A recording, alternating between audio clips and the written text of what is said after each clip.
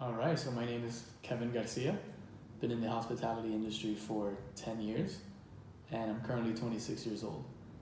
Within those 10 years of experience, there have been 6 years of management experience currently.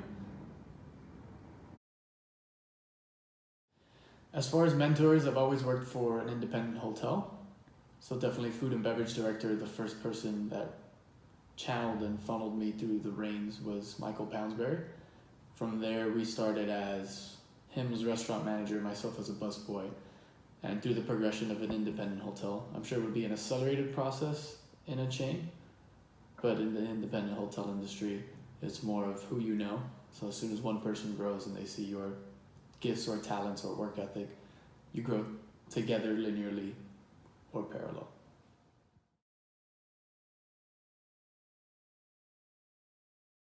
So working in the hospitality industry has definitely been interesting.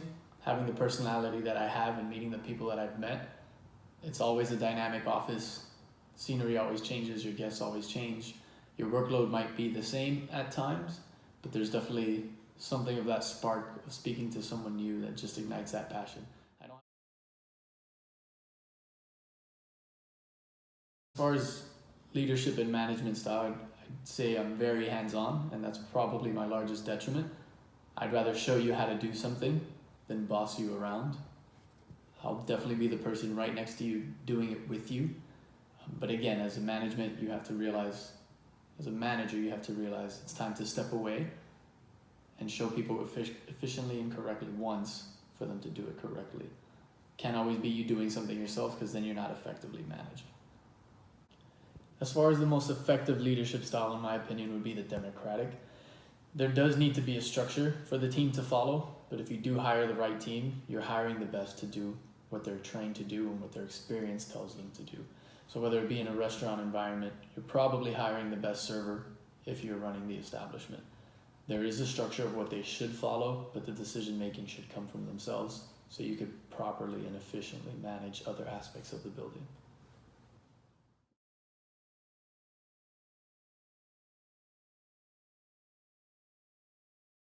The style that I've tried that hasn't worked for me in many occasions has been delegating or over delegating, because that normally comes with lack of communication.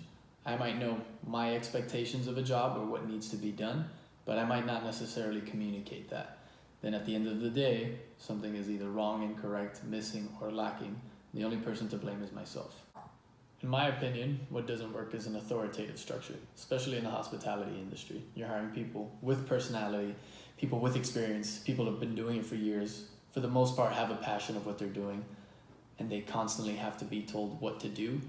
Chances are they probably already know the answer, they've probably had that experience, and no one likes a manager telling them what to do after they've probably done it more times than that manager.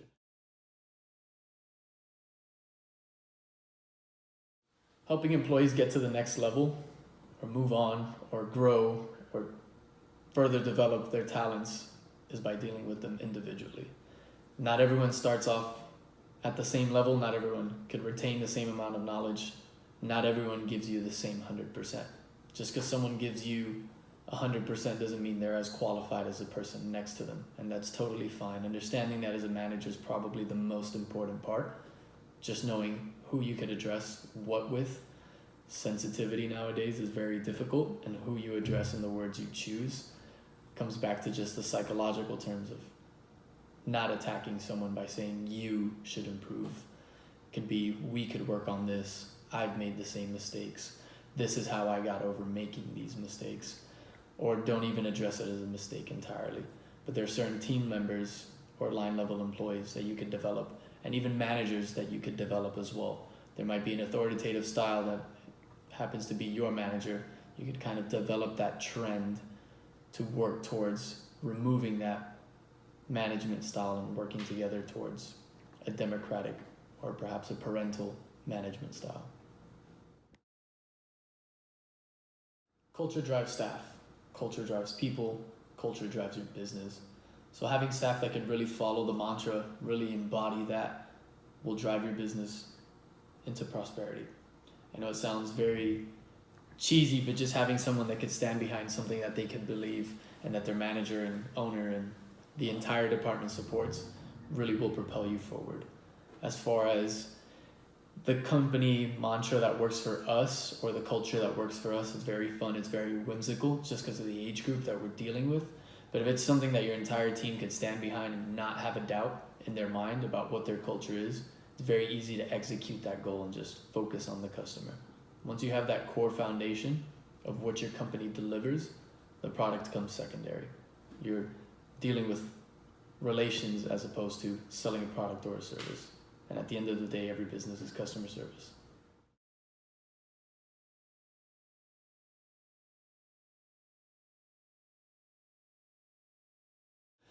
Best experience is definitely every guest that walks out with a smile.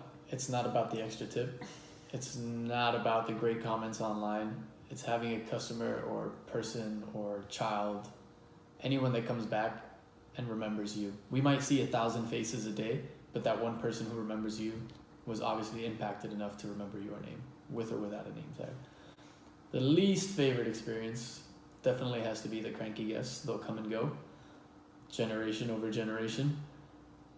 There might be a few complaints. They might scream in your ear, they might scream in your face. Those are not the fun moments, but when they walk away and you could turn that frown upside down, you could find hope in those hopeless situations. There's some fucking rough ones out there. The best way to help a guest who's angry and unruly is just remind them that you're not there to argue. That's normally my pitch when a guest is upset. Hear them out. They're obviously going to get whatever it is off their chest, but just remind them you're there to help, not there to argue. The more time they take out of your day, is the less time you have to correct the issue. So they're upset with their tab. The more time they yell at you, the less time you have to get it fixed. We could be here all day. My job is to listen to you, but I'd rather solve this for you and get you on your way. Turn this experience around.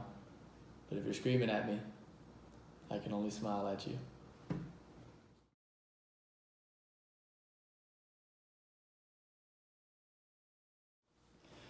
So working so many years in hospitality has really taught you to be nice to people, to respect people, and it's less about the product you sell and more about the communication and the bond you make with that guest.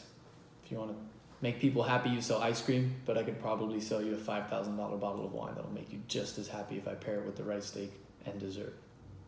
It's all about the experience that you make with someone and making them feel like it's hospitable and not a service that they're paying for. I've been lucky enough to be dragged in every direction in this industry, and now I've ended up in retail. Even though retail's in a market where Amazon and conglomerates like Walmart are taking them out of the game, such as Sears and department stores. But what we bring with the hospitality experience is the customer service side and not the meerkat effect of walking into a store where people just, can I help you? And get back to what they're doing and organizing clothes. So hospitality definitely teaches you a trend of where to take your business. Whether you sell computer programs, whether you sell lumber, it's very different what you're doing once you have that hospitality background. You're less analytical and you're more people focused, and that's where business has developed.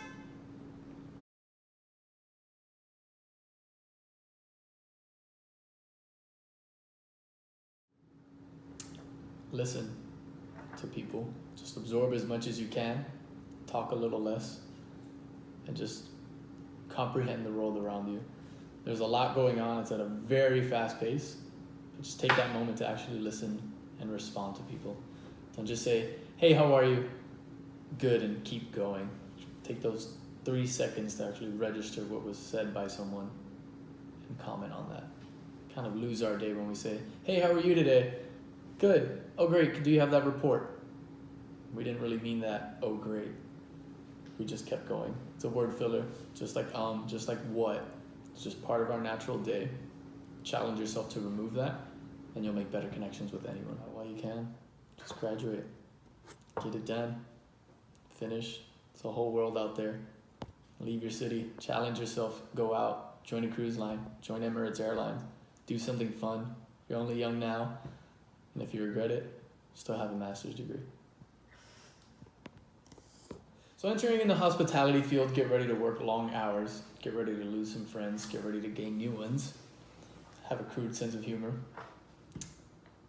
make a few decisions that you'll definitely keep with you for the rest of your life. But you'll learn a lot from the people you work with. It's a melting pot for ethnicities, for cultures, for personalities. You're gonna find the timids, you're gonna find the outspokens, you're gonna find the funnies, you're gonna find the awkwards, but there are gonna be people that genuinely care about what they're doing. And you're gonna find some that are honestly there for the money, because it's the service industry. It's famous for that. Learn to split those hairs, learn to align yourselves with the people you wanna learn something from, and you'll make better life choices. You might end up as a lawyer someday. You might meet a lawyer, you might marry one. You never really know. Do you want to lose your friends and family? Do you want to become an alcoholic? Long hours, never see a weekend off? Join us in the hospitality field. We're hiring. Want your dog to bark at you when you get home because he doesn't know you? Work in a restaurant. After all these years of training, after all the liquor trainings and bar meetings, Susie will still tell you that a Tito's and soda tastes like Grey Goose and soda. Words of wisdom. No, worst experiences. Fucking I have so many. Been called the Jungle Bunny before. What? I was at the Cascade for breakfast. I was like, okay. I was like, I don't know if that's supposed to be offensive. But do you want someone to tell you the difference between Grey Goose and Tito's? Work in a restaurant. And that's it. Many times I could swing my head as I talk, see if anyone catches the attention of